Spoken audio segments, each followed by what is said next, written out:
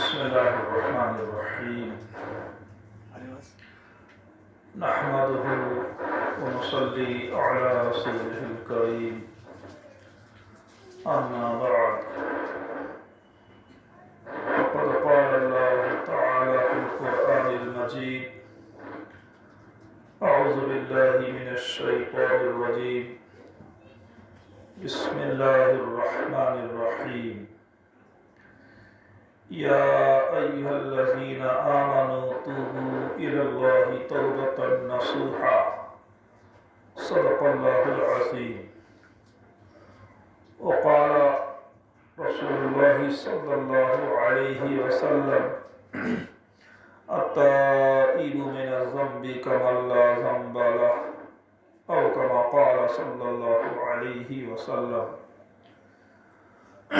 محترم ناظم مدرسہ، معلمات، عزیز طالبات اور دیگر خواتین،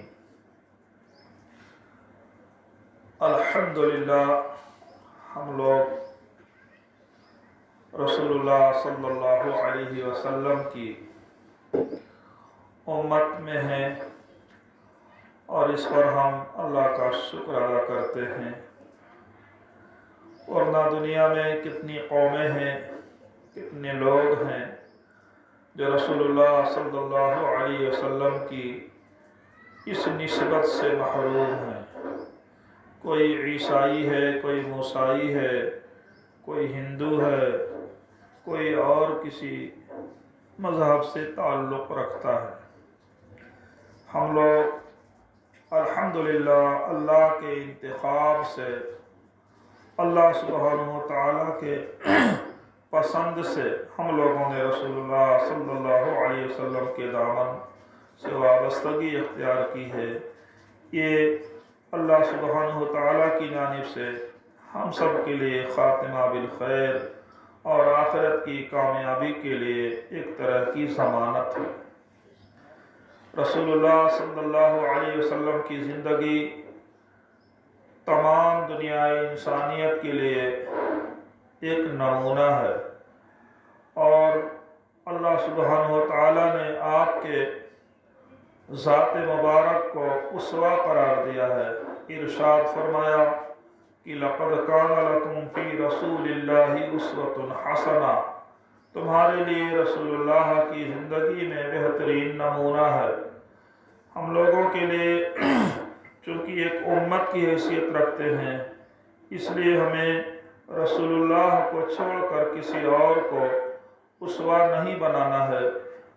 رسول لگا لو، ہاں ایک چلانیت رہے گی. جزاک اللہ خیر. رسول اللہ صلی اللہ علیہ وسلم کو چھوڑ کر کے ہم نے کسی غیر کو اپنا نمونہ نہیں بنانا ہے. یہ کوشش کرنی ہے کہ ہمارا رہن سہن رسول اللہ صلی اللہ علیہ وسلم کے طریقے کے مطابق ہو جائے. ہمارا کھانا پینا، اٹھنا بیٹھنا، رہنا سہنا، زندگی گزارنا سب رسول اللہ صلی اللہ علیہ وسلم کے اسوہ اور طریقے کے مطابق ہو جائے. یہی کمی ہے. اگر یہ کمی ہم دور کر لیں تو ہمارا شمار اللہ کے نیک بندوں میں ہوگا. اللہ اسے قبول فرمائے.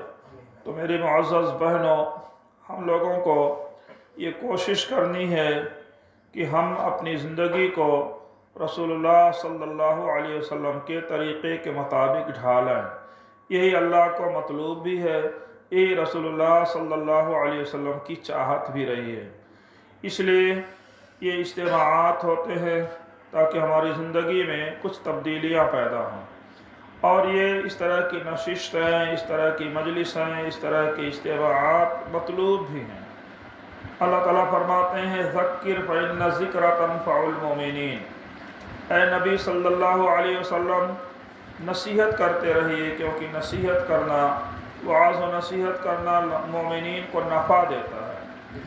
آج رسول اللہ صلی اللہ علیہ وسلم کی نیابت میں ہمارے مدارس یہ کوششیں کر رہے ہیں، ہمارے علماء کوششیں کر رہے ہیں کہ ذکر فإن الذکر تنفع المؤمنین، ذکر کرو، نصیحت کرو، क्योंकि ये ज़िक्र करना मोमिनीन के लिए नफ़ा देता है, फ़ायदा देता है। तो इस नफ़ा के लिए, इस फ़ायदा पहुँचाने के लिए आप लोगों को सहमत दी जाती है बार बार। और हफ्ते में एक मरतबा ये वाज़ व नसीहत करना रसूलुल्लाह सल्लल्लाहु अलैहि वसल्लम से साबित भी है। बहुत से सहाबियात ने रसूलुल्लाह सल्लल्लाहु अलैहि वसल्लम से दरख्वास्त की, बुखारी शरीफ की रवायत है, दरख्वास्त की कि या रसूलुल्लाह, मर्द हज़रात आपको घेरे रहते हैं, हर वक्त तालीम सीखने सिखाने में मसरूफ़ रहते हैं, हमारे लिए भी कोई दिन मुकर्रर कर दीजिए। तो रसूलुल्लाह सल्लल्लाहु अलैहि वसल्लम ने हफ्ते में एक दिन ख़वातीन की तालीम और तरबियत के लिए मुंतखब फरमाया, वाज़ व नसीहत के लिए मुंतखब फरमाया। और ये रसूलुल्लाह सल्लल्लाहु अलैहि वसल्लम की एक सुन्नत भी है जिसको ये मदारिस के लोग ज़िंदा कर रहे हैं। अल्लाह बरकत अता फरमाए। तो मैंने आज के लिए आपके सामने जो मौजू मुंतखब किया है वो है तौबा और इस्तिग़फ़ार। आज के लिए जो हमने आयत का इंतखाब किया है वो आयत मुबारका है, या अय्युहल्लज़ीना आमनू तूबू इलल्लाहि तौबतन नसूहा। ऐ ईमान वालो, तौबा नसूह करो, सच्ची तौबा करो। मेरी मुअज़्ज़ज़ बहनों और बुज़ुर्गों, हमें समझना ये है कि तौबा क्या है।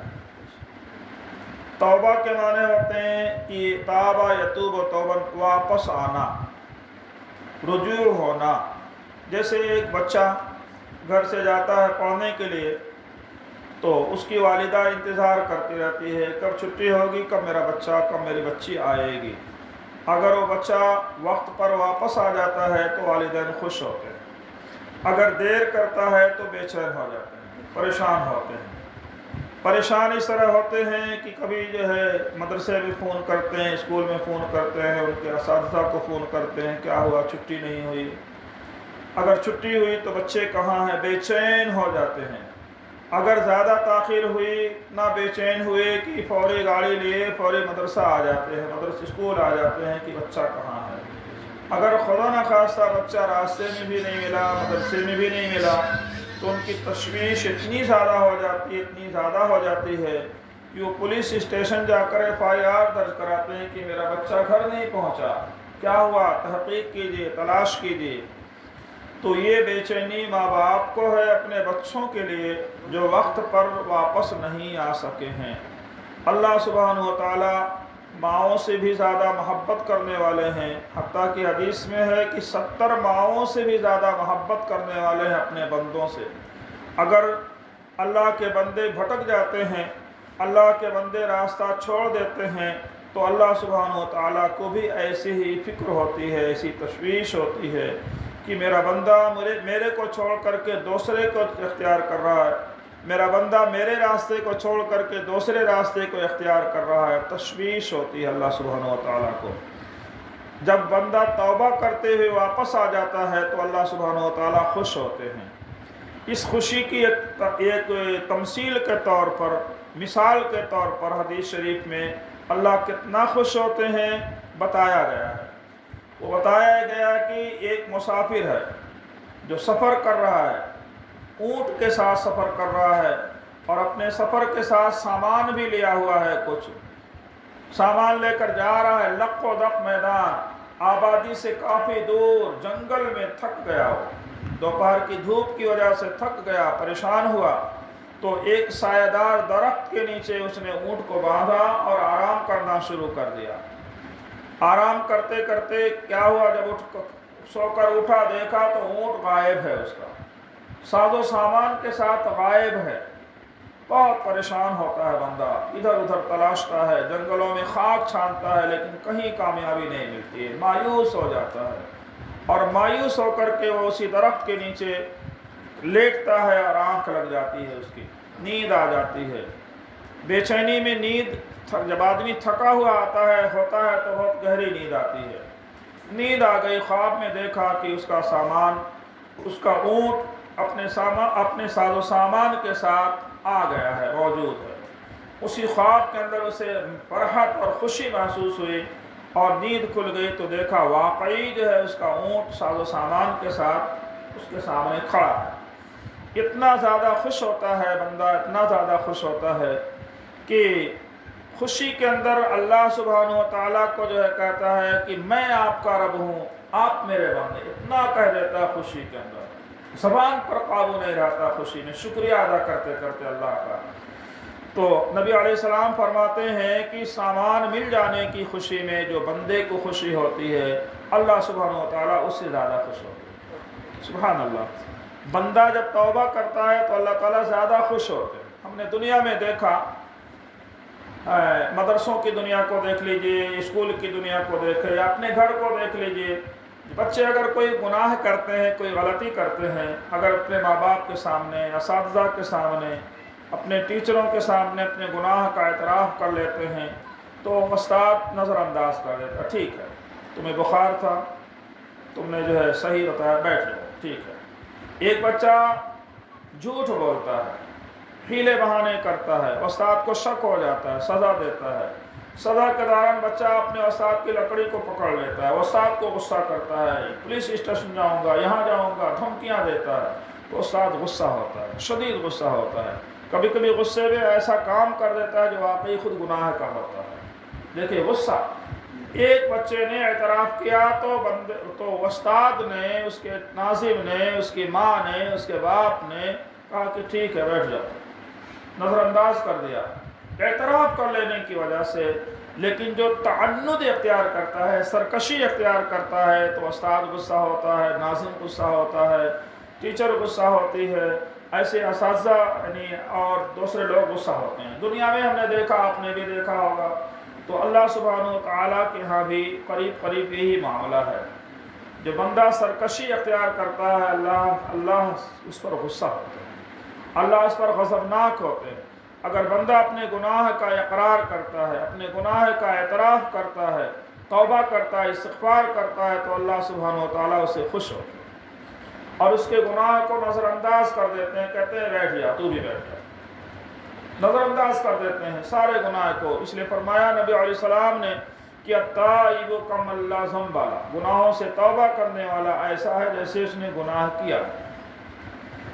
خطبے میں نے جو آیت پڑھی ہے، یا ایھا الذین آمنوا توبوا الی اللہ توبۃ نصوحا، اے ایمان والو تم توبہ کرو، اللہ تعالیٰ کی جانب رجوع ہو جاؤ، نصوح جیسی توبہ، نصوح جیسی توبہ۔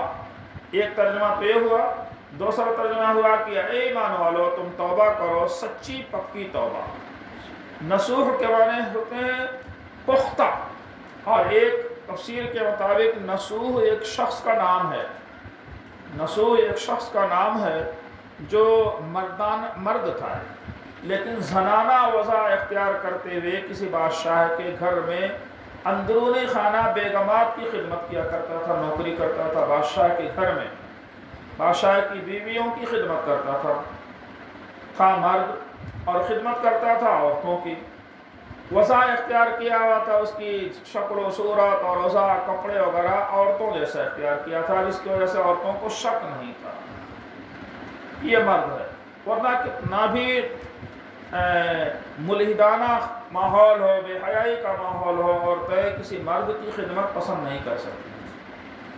تو بہرحال اس طرح سے اللہ سبحانہ و تعالیٰ نے اس کو ایک آزمائش کے اندر مبتلا کر دیا، چونکہ وہ فطرتاً نیک آدمی تھا، لیکن نوکری کے لالچ میں یہ پیشہ اختیار کیے ہوئے تھا، جس کی وجہ سے اسے ندامت بھی تھی، اور اللہ سبحانہ و تعالیٰ نے اس کے ساتھ احسان یہ کیا کہ اس کے گھر میں کسی بیگم صاحبہ کا ہار گم ہو گیا، تلاشی کی نوبت آ گئی، اور بادشاہ نے اعلان کر دیا کہ اپنے محل میں کام کرنے والے جتنے لوگ ہیں سب کی جامہ تلاشی لی جائے۔ جامہ تلاشی کا مطلب ہے کہ ننگا کر دیا جائے گا، پیجامہ نکال کر کے۔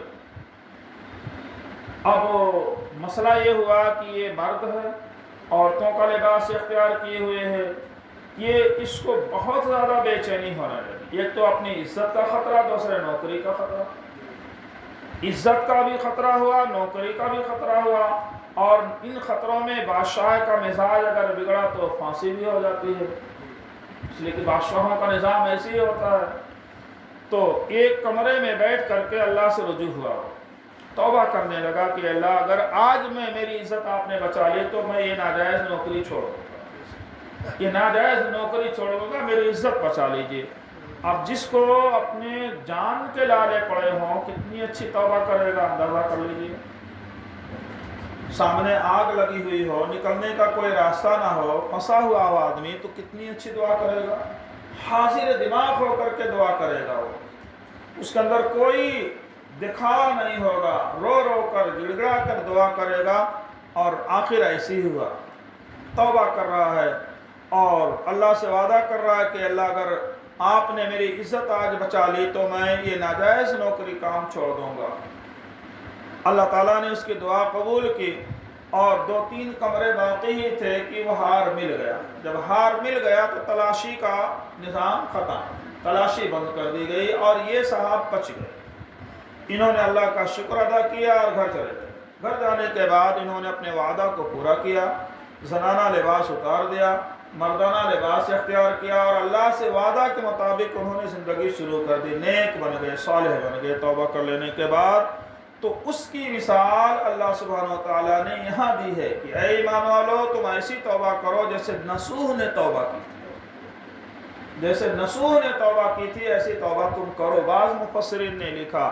اس لیے میرے بھائیوں اور بہنوں, ہم لوگ آدم کے اولاد ہیں اور ظاہر سی بات ہے آدم علیہ السلام کے بارے میں آتا ہے کہ انہوں نے بھی غلطی کر لی تھی.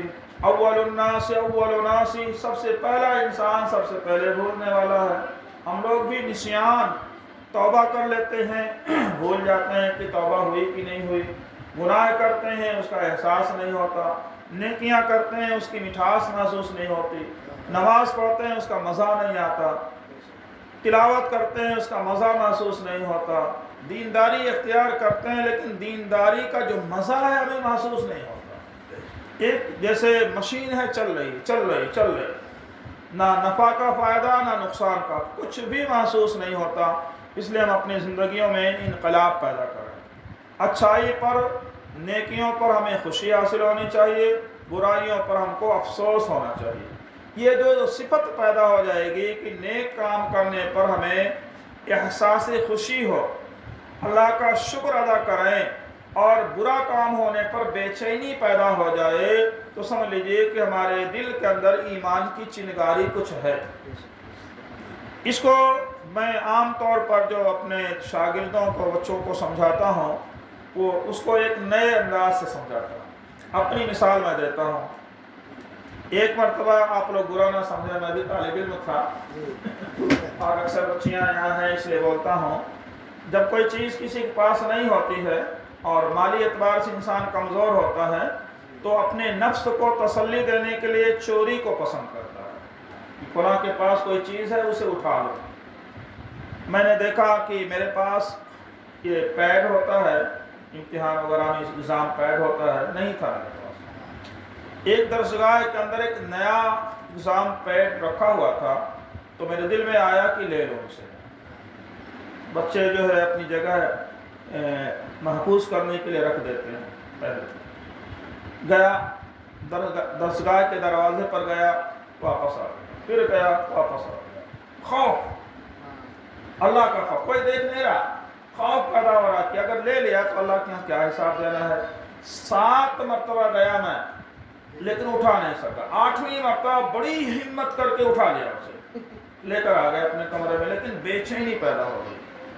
بے چینی اس طرح پیدا ہوئی کہ میں برداشت نہیں کر سکا, لے جا کر وہاں دوسرے دن رکھنا پڑا, دوسرے دن اسی جگہ پر رکھنا پڑا. یہ ہے, اگر یہ کیفیت ہم پیدا کریں تو انشاءاللہ کامیابی ہوگی. داڑھی ابھی نہیں آئی ہوئی ہے, میں نے سوچا کہ فلم دیکھنا چاہیے. دارالعلوم دیوبند کے اندر رہتے ہوئے گناہ کا جذبہ ابھرتا ہے کہ داڑھی آنے کے بعد لوگ کہیں گے کہ ارے مولانا صاحب یہ غلط کام کر رہے ہیں, لیکن داڑھی نہیں, کوئی کہنے والا نہیں. تو دارالعلوم دیوبند کے گیٹ پر میں پہنچا, 3-4 ساتھی, پیسوں کا بھی انتظام ہو گیا. گیٹ پر باہر جب نکلنے لگے وہ تو چلے گئے, لیکن میرے پیر میں کسی نے جیسے زنجیر ڈال دی. باہر ایک قدم نہیں چل پا رہا ہوں میں. پھر وہ لوگ کہیں آئیے چلیں گے دیر ہو جائے گی. میں بولا کہ مجھے تو کسی نے پکڑ لیا, نہیں جا سکتا, گناہ کا کام نہیں کر سکتا میں. وہ لوگ زبردستی کر رہے ہیں لیکن اللہ نے پکڑ لیا. میں نے معذرت کر دی, نہیں گیا, نہیں, اللہ تعالیٰ حفاظت کر دی. تو اس طرح جب گناہ کا کام کرنے لگے آپ اور گناہ کا جب یہ احساس ہو جائے کہ یہ گناہ ہے تو اللہ حفاظت کر دے, اللہ تعالیٰ حفاظت کر دے. اسی وجہ سے بخاری شریف کے اندر وہ روایت نقل کی گئی ہے کہ بارش کے زمانے میں 3 لوگ سفر پر جا رہے تھے. بارش کی وجہ سے, بارش سے بچنے کے لیے کسی پہاڑ کے نیچے انہوں نے کسی غار کے اندر پناہ ہے, اور بارش زیادہ تھی جس کی وجہ سے تودا جو ایک بڑی چٹان تھی گر گئی, غار کا منہ بند ہو گیا. تو اس میں ایک شخص تھا جس نے یہ جو میں ابھی واقعہ بیان کیا گناہ پر کیسے انسان قابو پاتا ہے وہ بیان کرنے کے لیے واقعہ بیان کر رہا ہوں, صحیح بخاری شریف کی روایت سے ہے. تو اس میں ایک شخص کہا کہ اللہ, میں جوان تھا اور میری چچا کی بیٹی سے میری محبت ہو گئی, ہم دونوں نے معاہدہ بھی کر لیا, گناہ کا ارادہ بھی کر لیا. اس لڑکی نے کہا کہ میں اپنے نفس پر اس وقت تک قابو نہیں دیتی جب تک کہ تم 100 دینار میرے کو دے دو. 100 دینار دینے کا وعدہ کر لیا اس نے, اس کے لیے محنت مزدوری کیا, جمع کیا, 100 دینار جمع ہوئے تو اس کے ہاتھ میں لے جا کر دے دیا. اس لڑکی نے اس لڑکے کو اپنے نفس پر قابو دے دیا. قابو دینے کے بعد جب وہ زنا کے قریب ہوا تو اس لڑکی کے منہ سے نکلے کہ اتق اللہ, اللہ سے ڈر, اللہ سے ڈر اور میرے مہر کو نہ توڑ, اس لیے کہ اس کو اللہ سبحانہ و تعالیٰ نے نکاح کرنے والے کے لیے محفوظ رکھا. یہ الفاظ نکلنے تھے کہ وہ نوجوان جو مسلمان تھا کانپ گیا اللہ کا نام سنتے ہی, فوری اس لڑکی کو چھوڑ کر کے بھاگ گیا, اللہ سے رونے لگا, توبہ استغفار کرنے لگا کہ مجھ سے گناہ ہو گیا. 100 دینار بھی چھوڑ دیا, 100 دینار بھی چھوڑ دیا اور گناہ سے باز بھی آ گیا. تو دیکھیے اللہ کا نام جب آتا ہے تو گناہ سے آدمی توبہ کر لیتا ہے, ڈر جاتا ہے گناہ کرتے ہوئے. میں نے اپنا واقعہ, آپ کے ساتھ بھی ایسا واقعہ پیش, کوئی بھی گناہ کا کام کریں اگر خوف محسوس ہونے لگے تو نہیں کرنا چاہیے.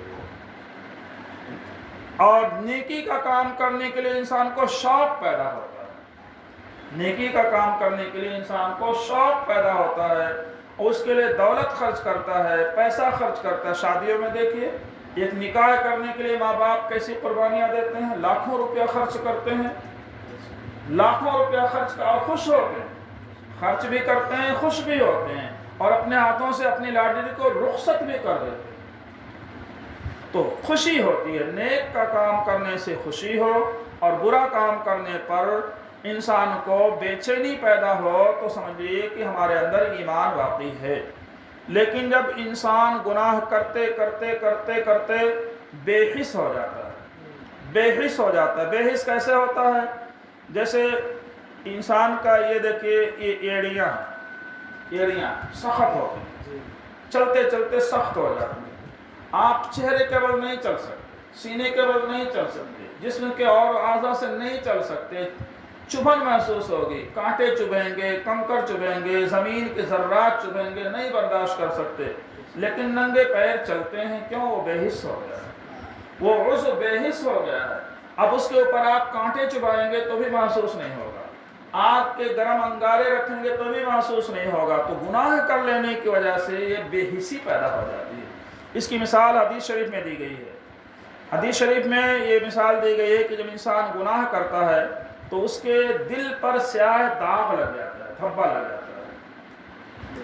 ایک کورے کاغذ کی طرح دل ہے, آپ اس پر جتنا کچھ لکھیں گے وہی لکھا جائے گا, اور ابتدا کے اندر جو چیز لکھی جاتی ہے اس کو پہلا درجہ حاصل ہوتا ہے. جیسے مکاتب کے اندر ہمارے پاس مشہور ہے کہ جو دینی مدارس کے اندر جو بچے آ گئے, پڑھ لیے, اپنے استاد کے سامنے لا الہ الا اللہ کو یاد کر لیا تو موت تک وہ لا الہ الا اللہ نقش رہتا ہے.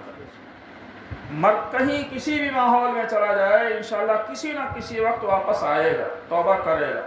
لیکن اگر ملحدانہ ماحول کے اندر آپ نے پہلا نقش کتے بلی کا جو یاد کرا دیا تو کتے بلی ہی نقش ہو جاتے ہیں. الف سے اللہ. اب اے سے کیا بولیں گے آپ؟ کیا پڑھاتے ہیں؟ اللہ پڑھاتے ہیں.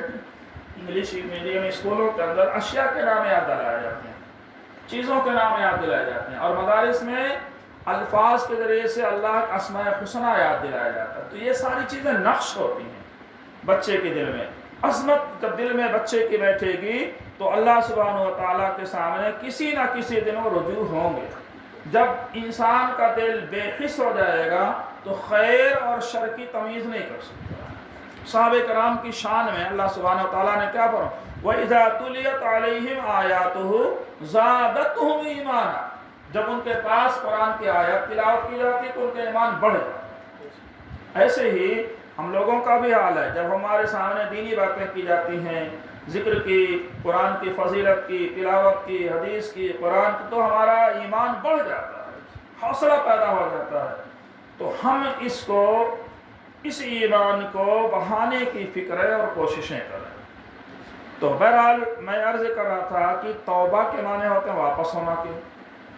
تو جس طریقے سے مدرسے کا طالب علم جب واپس آتا ہے تو اس کے والدین استقبال کرتے ہیں، گھر میں کھانے کا انتظام کرتے ہیں، پینے کا انتظام کرتے ہیں، اس کی رہائش کا انتظام کرتے ہیں. تو ایسے ہی ہم لوگ اللہ تعالیٰ کی عیال، الخلق عیال اللہ، مخلوق اللہ کا کنبہ ہے، اور اللہ سبحانہ و تعالیٰ ہمارے کھانے کا، پینے کا، رہنے کا، ہماری آسائش کا ہر طرح سے انتظام کرنے والے ہیں. ساری ضروریات کی تکمیل اللہ تعالیٰ ہی کرتے ہیں، بندہ صرف اسباب اختیار کرتا ہے. دیکھنے میں ہم کماتے ہیں لیکن ہم نہیں کما سکتے، ہمارے اندر صلاحیت نہیں، اللہ دے رہے ہیں، ہماری صلاحیت سے بڑھ کر دے رہے ہیں. لوگ جو ہے سمجھتے ہیں کہ ہم انجینئر ہو گئے، ہم ڈاکٹر ہو گئے، ہم اپنے مرضی سے کما. نہیں، اپنی مرضی نہیں چلتی. کتنے ایسے بڑے بڑے ڈاکٹر ہیں، میں خود اپنے ایک ڈاکٹر کو جانتا ہوں، نام نہیں بتاؤں گا، وہ امریکہ کے پڑھے ہوئے ہیں اور بہت بڑی، حیدرآباد میں صرف 3-4 لوگ اس پائے کے لوگ ہیں اور بہت بڑی نوکری کرتے ہیں، لیکن روتے رہتے ہیں ہر وقت. مولانا دعا کیجیے، بہت پریشان ہو، بہت پریشان ہو. مریض 400 روپیہ صرف فیس لیتے ہیں، حالانکہ اس معیار کے لوگ کم سے کم 1200-1300، 2-3 ہزار فیس لیتے ہیں، لیکن صرف وہ 400 لیتے، پھر بھی مریض نہیں آ رہے. بڑی ڈگری نہیں آ رہے مریض. تو آپ ڈاکٹر ہو جائیں، مریض نہیں لا سکتے. آپ استاد ہو جائیں، شاگرد نہیں لا سکتے. آپ مسجد بنا لے، مصلی نہیں لا سکتے. صرف اللہ کی ذات ہوتی ہے جو رجوع کرتی ہے، اللہ تعالیٰ دیتے ہیں. یہ تجربہ کر کے دیکھ لیجئے، یہ اللہ کی فطرت ہے، اللہ تعالیٰ کی جانب سے لکھا ہوا ہے. انسان کے بس کا کچھ نہیں ہوتا ہے. اس وجہ سے ایک حدیث میں آپ کے سامنے پیش کرتا ہوں. حضرت جبریل علیہ السلام کو اللہ تعالیٰ کہتے ہیں کہ جبریل آپ جو ہے ملائے اعلیٰ پر اعلان کر دو. ملائے اعلیٰ مطلب یہ سدرۃ المنتہا نا، معراج کی راتوں میں بیان بھی سنے ہوں گے آپ لوگ.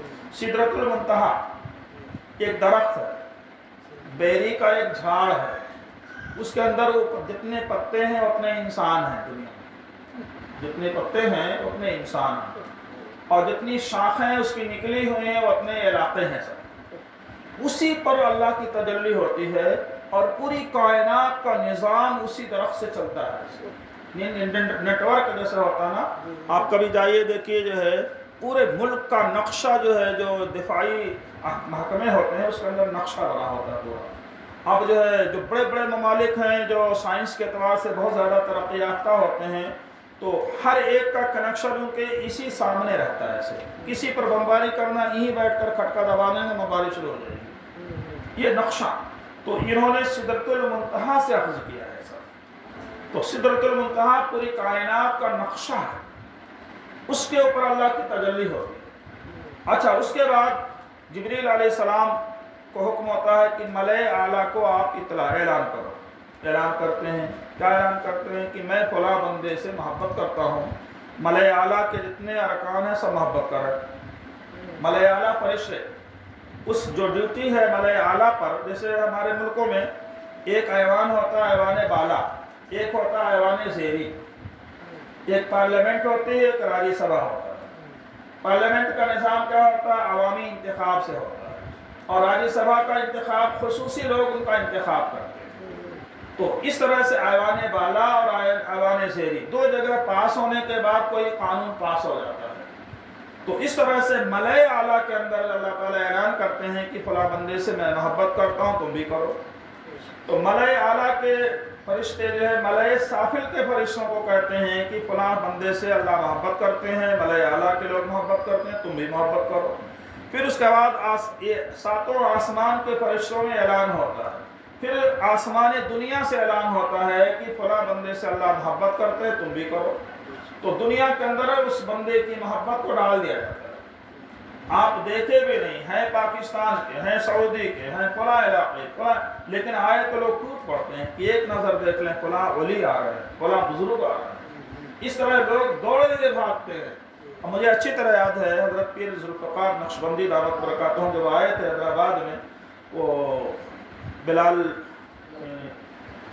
ملک پیٹ کے اندر بھی آئے تھے، اور یہاں ملے پلی کے پاس جو ہاکی گراؤنڈ ہے وہاں آئے تھے۔ تو 3 کلومیٹر تک ٹریفک جام ہو گئی تھی، گاڑی چھوڑ کے جانا پڑا۔ لوگ کیسے آ گئے؟ نہ ٹی وی سے اعلان ہوا، نہ ریڈیو سے اعلان ہوا، نہ کوئی اشتہار ہوا، کچھ بھی نہیں۔ لیکن جب اللہ والے آتے ہیں تو اس طرح محبت انسان نشاور کرتا ہے، یہ سب اللہ تعالیٰ کی جانب سے ہوتا ہے۔ بہرحال کوئی لیڈر آ جاتا ہے، کرایہ دے کر لوگ بھیجتے ہیں، گاڑیاں بھیجتے ہیں، کوئی جانے والا نہیں۔ تو بہرحال یہ بات کر رہا تھا کہ اللہ تعالیٰ کی جانب سے مقبولیت ہوتی ہے، اس لیے دینی مدارس کے طالبات جو پڑھ رہی ہیں، اللہ کے رسول کے کلام کو پڑھ رہی ہیں، ایک نسبت ہے، اس نسبت کو حاصل کر لینے کے بعد انشاءاللہ ایسی کشش اللہ سبحانہ و تعالیٰ عطا فرمائیں گے۔ دراصل دنیا کے اندر کامیابی حاصل کر لینا کامیابی نہیں ہے۔ امام بخاری رحمۃ اللہ علیہ جب بغداد کے اندر داخل ہوئے، جس کی بخاری شریف آپ پڑھ رہے ہیں، امام بخاری رحمۃ اللہ علیہ کی جب بغداد کے اندر داخل ہوئے تو ہارون رشید کا زمانہ، خلیفہ ہارون رشید کا زمانہ تھا۔ وہ اپنے محل سے وہ نکلا کہ دیکھیں کیا صورتحال ہے، تو وہ لوگ اپنے محل سے یہ رصد خانے بنائے رہتے تھے کہ وہاں جانے کے بعد دور دور کے حالات ان کو محسوس ہوتے تھے۔ تو دیکھا کہ بغداد کے یعنی یہ بارڈر کے علاقے پر بہت زیادہ آواز محسوس ہو رہی، تو فوری نیچے آئے، اپنے دربان کو بلایا کہ کیا بات ہے، کوئی دشمن حملہ کرنے والا ہے، کیا بات ہے، کیسی آواز آ رہی ہے؟ تو بولے کہ امیر المومنین ایک محدث آ رہے ہیں، امام بخاری رحمۃ اللہ علیہ، ان کا نام سن کر کے شہر کے لوگ ان کے استقبال کے لیے شہر کے باہر سے موجود ہیں، ان کی آواز آ رہی۔ تو انہوں نے حسرت سے کہا کہ بادشاہ تو اصل وہ لوگ ہیں، بادشاہ تو وہ لوگ ہیں، ہم لوگ جسموں پر حکومت کرتے ہیں، بادشاہ اور یہ اہل اللہ دلوں پر حکومت کرتے ہیں، دلوں پر حکومت کرتے ہیں۔ تو اس طرح ہم اللہ کے رسول کو کے کلام کو پڑھیں گے تو انشاءاللہ دلوں پر حکومت کرنے کی صلاحیت پیدا ہوگی۔ اگر یہ صفت نہ بھی حاصل ہو تو اللہ اس کے رسول کے ہاں ہم کامیاب ہو جائے، بہت بڑی کامیابی یہی ہے۔ اور جو چیز میں کہنا چاہتا تھا آج کے موقع پر اپنے عزیز طالبات کے لیے، وہ یہ ہے کہ رمضان شریف بہت قریب ہے۔ آج ابھی مغرب کا وقت ہوتے ہی آپ کا شعبان شروع ہو جاتا ہے، اور شعبان کا مہینہ یہ اللہ کا مہینہ ہے، اللہ کے رسول کا مہینہ ہے، اس لیے جو اس کی عظمت کے پیش نظر ہم ابھی سے ارادہ کریں اور کوششیں کریں کہ ہم آنے والے رمضان کو بہت کامیاب رمضان بنائیں گے۔ کامیاب رمضان بنانے کے لیے جو کامیاب لوگ ہوتے ہیں منصوبہ بندی کرتے ہیں، جیسے تاجر لوگ ہوتے ہیں، سیزن آتا ہے رمضان کا تو بہت سے لوگ حریص کی بھٹیاں قائم کرنے کے لیے کوششیں کرتے ہیں، بہت سے لوگ اپنے کرانے کے آئٹمس بڑھا دیتے ہیں، بہت سے لوگ کپڑے کا کاروبار کرتے ہیں، بہت سے لوگ ٹوپے اور عطر کا کاروبار کرتے ہیں۔ غرض ہے کہ جو جس میں نفع دیکھتا ہے کوشش کرتا ہے، 1 مہینہ پہلے سے کوشش کرتا ہے۔ اگر اس کے پاس پیسے نہیں ہیں تو دوسروں سے قرض لے کر کہتا ہے کہ سیزن آ رہا میرا، میں اس میں کماؤں گا، نفع ہوگا تو میں تمہیں پیسے دے دوں گا۔ تو میرے بھائیوں اور بہنوں، یہ ہمارے کمانے کا زمانہ آ رہا ہے، نیکیوں کے کمانے کا زمانہ آ رہا ہے۔ اس میں ہم ابھی سے کوشش کریں کہ ہمیں قرآن کریم کی تلاوت بھی کرنی ہے، تراویح کے اندر قرآن شریف سننا بھی ہے، تہجد بھی پڑھنی ہے انشاءاللہ، اشراق بھی پڑھنی ہے، اور جو نوافل ہم کبھی نہیں پڑھتے تھے ان کی بھی نیت کر لیں، ان کا بھی ارادہ کر لیں کہ ہمیں کرنا ہے، زیادہ سے زیادہ کمانا ہے۔ جیسے ایک تاجر ہوتا ہے صرف کپڑے نہیں بیچتا، اس کے ساتھ اور دوسری چیزیں رکھتے رمضان شریف کے اندر تاکہ کوئی گراہک واپس نہ جانے پائے۔ تو ایسے ہی ہم رمضان کے اندر کوشش کر رہے ہیں کہ کوئی ایسی عبادت ہے جو اللہ کے رسول صلی اللہ علیہ وسلم سے ثابت ہے، ہم سے چھوٹنے نہ پائے، تاکہ کس طریقے سے اللہ سبحانہ و تعالیٰ راضی ہوتے ہیں نہیں ہوتے۔ ہو سکتا ہے کہ ہمارے روزے کو دیکھ کر اللہ خوش ہو جائے، ہو سکتا ہے کہ ہماری نماز کو دیکھ کر اللہ خوش ہو جائے، ہو سکتا ہے کہ ہمارے صدقہ خیرات سے اللہ تعالیٰ خوش ہو جائے، ہو سکتا ہے کہ ہمارے خشوع اور خضوع کے ساتھ نماز تلاوت کرنے کی وجہ سے اللہ خوش ہو جائے۔ تو ہر عبادت کو آپ آزمائیں، انشاءاللہ کسی نہ کسی کو اللہ پسند کریں گے اور ہماری نجات کا ذریعہ بنا دیں گے۔ تو ہمیں منصوبہ بندی کرنی ہے کہ ہمیں تراویح پڑھنی ہے۔ عورتیں خاص طور پر نماز پڑھنے میں بہت سست واقع ہیں، ان سے روزہ رکھوایا جائے تو سال بھر کا روزہ آسانی سے رکھیں گے، لیکن نماز ان کے لیے مشکل ہوتی ہے۔ اس لیے آپ عزیز طالبات نماز کے اندر سستی نہ کریں۔ نماز کی سستی دین کی سستی ہے۔ آپ لاکھ روزے رکھ لیں، نماز نہ پڑھیں تو آپ کے روزے کے اندر نور نہیں آ سکتا۔ روزہ وہ کامیاب ہے جو اللہ کی اطاعت کے ساتھ رکھا جائے۔ اللہ کی اطاعت کے ساتھ رکھیں گے تو روزہ آپ کا قابل قبول ہے۔ اگر اللہ کی اطاعت کے ساتھ نہیں رکھیں گے تو صرف بھوکا رہنا ہو گیا، ہمارے روزے کا کوئی فائدہ نہیں ہوا، اگرچہ فرض ادا ہو گیا۔ تو ہم صرف فرض ادا نہیں کریں گے بلکہ اسے کامیاب ترین روزہ بنانے کی کوششیں اور فکریں کریں گے۔ تو ارادہ کریں کہ تراویح بھی پڑھنا ہے، اگر محلے کے اندر کہیں جماعت کے ساتھ ہے تو، اگر نہیں ہے تو اکیلے پڑھنا ہے۔ اور دوسرے کہ پورے رمضان میں جو غیر حافظ ہیں کم سے کم 2 قرآن کریم ختم کرنا ہے۔ 2 قرآن کریم ناظرہ پڑھ کر کے، خود اپنے آنکھوں سے دیکھ کر کے پڑھنا ہے، 2 قرآن شریف، اس کی نیت کر لیں۔ اور دوسرے رمضان یہ صدقات اور زکوٰۃ کا مہینہ ہے۔ اپنے گھر کا، اپنے زیورات کا، اپنے دکان کا، اپنے کاروبار کا حساب کر کے رمضان شریف کے اندر زکوٰۃ دینے کی کوشش اور فکر کرنا۔ اس موسم میں اللہ سبحانہ و تعالیٰ ہر چیز کا بھاؤ صرف ڈبل نہیں کرتے ہیں بلکہ 700 گنا تک اضافہ کر دیتے ہیں۔ 700 گنا، 1 روپیہ خرچ کریں گے 700 روپے اس کے ملنے والے ہیں، اور خلوص الالہیت کی بنیاد پر اور بھی اضافہ ہو سکتا ہے۔ اس لیے ہم کوشش کریں کہ آنے والے رمضان کو شعبان ہی سے اس کی تیاری کریں، تلاوت میں اضافہ کر دیں، اپنے اسباب کو توجہ کے ساتھ پڑھیں، اور جو گھریلو خواتین ہیں وہ نمازوں کا اہتمام شروع کر دیں۔ کبھی کبھی روزہ بھی رکھ کر تجربہ کریں، اپنے بچوں کو بھی روزہ رکھوا کر کے ان کو تجربہ کار بنائیں تاکہ رمضان کے مہینے میں پریشانی نہ ہو۔ میں نے دیکھا صرف حیدرآباد کی بات نہیں، اکثر شہروں میں یہ نحوست پھیل رہی ہے کہ ہمارے نوجوان روزہ نہیں رکھتے ہیں، اور ویسے بھی آزمائش والا مہینہ آ رہا ہے، مارچ کے اندر، اپریل کے اندر آ رہا ہے، اور اپریل کا مہینہ سخت گرمی کا مہینہ ہوتا ہے۔ اس کے اندر ہمارے ایمان کی آزمائش ہوگی، اس میں ہمیں پورا اترنا ہے، کوشش کرنا ہے، عورتوں کے لیے بھی، مردوں کے لیے بھی، بچوں کے لیے بھی، طالب علموں کے لیے بھی، طالبات کے لیے بھی، ہر ایک کے لیے کوشش کرنی ہے کہ کوئی بھی ایسا بچہ، کوئی ایسی بچی نہ ملے جو بے روزہ ہو۔ بہت سارے تجار، تاجرین، ٹھیلا چلانے والے، منڈی چلانے والے اعلانیہ کھاتے پیتے ہیں، داڑھی بھی رکھے ہوئے، ٹوپی بھی لگائے ہوئے ہیں، اور کھا بھی رہے، چائے بھی پی رہے۔ ہم نے دیکھا اپنے بچپن میں شرم کی وجہ سے ہوٹل میں پردے لگے رہتے تھے، لوگ جو چائے بھی اگر پیتے تھے تو پردے کے پیچھے۔ آج حیدرآباد میں تو اعلانیہ کھا رہے، پی رہے لوگوں کے سامنے، حتیٰ کہ بعض رشتہ داروں کے یہاں جاتے ہیں تو وہاں بھی کھانا بے تکلف مانگ کر کھاتے پیتے ہیں، شرم نہیں ہوتی۔ تو رمضان کا احترام بھی کرنا ہے۔ بہت سی خواتین حالت عذر میں ہوتی ہیں، روزہ نہیں رکھ سکتی ہیں، تو ان کو بھی اپنے بچوں کے سامنے، اپنے گھر والوں کے سامنے اس کا اظہار نہیں کرنا کہ ہم روزہ نہیں ہیں۔ اپنے عیب کو، اپنے گناہوں کو چھپانا ہے۔ روزہ نہ رکھنا ایک گناہ ہے، لیکن عذر کی وجہ سے گناہ نہیں ہے، لیکن اس کے باوجود اگر رمضان کا احترام نہیں کریں گے تو بچوں کے دلوں میں احترام نہیں آئے گا، اس کا احترام ہونا چاہیے۔ تو بہرحال یہ بہت ساری باتیں آپ کے سامنے آئیں، اور اللہ تعالیٰ ہم سب کو عمل کرنے کی توفیق عطا فرمائے۔ اب دعا کر لیں گے، کافی ٹائم بھی ہو گیا۔ حافظ صاحب اجازت ہے؟ اور بھی ابھی؟ اچھا ماشاء اللہ، اچھا ٹھیک ہے۔ حافظ صاحب کہہ رہے ہیں 5 منٹ اور، تو اس 5 منٹ میں یہ اپنی عزیز طالبات کے لیے 5 منٹ کچھ نصیحت کرتا ہوں۔ جی اچھا، خواتین بھی جمع ہیں ماشاء اللہ۔ تو باتیں تو بہت ساری آ گئی توبہ اور استغفار کے تعلق سے۔ جی تو توبہ اور استغفار کے تعلق سے کافی باتیں آ گئی ہیں. اب ہمارے ناظم صاحب کا کہنا ہے کہ محلے کی کثیر تعداد میں خواتین بھی یہاں جمع ہیں، ان کے لیے بھی، تو میں نے ان کے لیے کوئی الگ بات نہیں کی. توبہ استغفار اور خواتین کے لیے بھی ہے، اور اللہ سبحانہ و تعالیٰ کے ہاں صرف مدرسے کی پڑھنے والی بچیوں کا حساب نہیں ہوگا، عام خواتین، عام مردوں، سب کا حساب کتاب ہوگا. اس لیے اپنی زندگی کو اسوہ رسول کے سانچے میں ڈھالنے کی کوشش کریں، اور کوشش کریں کہ یہ آنے والا جو رمضان ہے اور یہ شعبان کا جو مہینہ ہے، ہم اس کو کامیاب سے کامیاب بنانے کے لیے فکریں اور کوششیں کریں.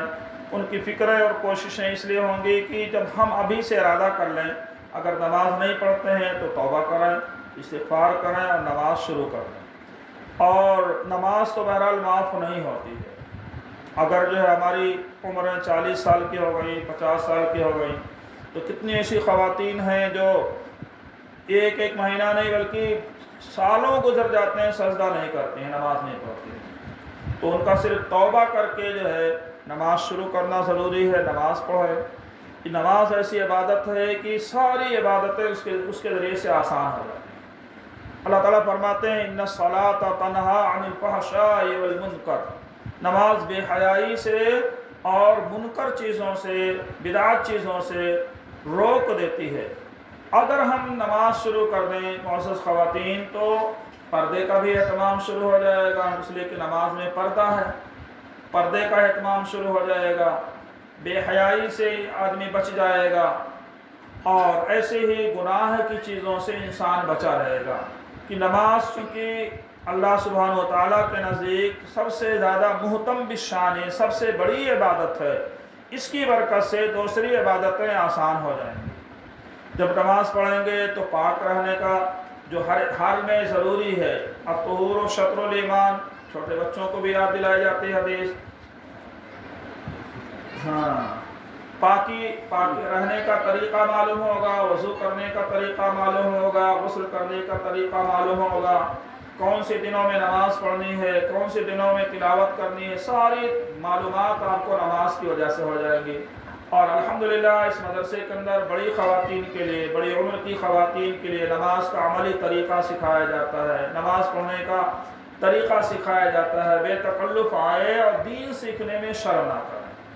دین سیکھنے میں شرم نہیں کرنا چاہیے. آپ دیکھیں ہمارے نبی حضرت محمد صلی اللہ علیہ وسلم نے مختلف عمر کی خواتین سے نکاح کیا ہوا تھا. مقصد کیا تھا؟ مقصد دین کو ہر شعبے کے اندر، ہر عمر کے لوگوں میں، ہر جنس کے لوگوں کے اندر عام کر دیا جائے. خواتین زیادہ سے زیادہ ازواج مطہرات سے آ کر کے دینی مسائل معلوم کرتی تھیں. یہ دینی مدرسے کے نظام کا رواج اللہ کے رسول صلی اللہ علیہ وسلم نے اپنے گھر سے شروع کیا تھا، اپنے گھر سے شروع کیا تھا تاکہ زیادہ سے زیادہ دین کی تعلیم عام ہو سکے. اس لیے ہر محلے کے اندر، ہر علاقے کے اندر خواتین کے مدرسوں کو ترجیح دی جا رہی ہے، تاکہ گھر میں اگر دین آئے گا، عورتوں میں دین آئے گا، تو بچوں کی صحیح پرورش ہوگی، صحیح ان کی تعلیم ہوگی.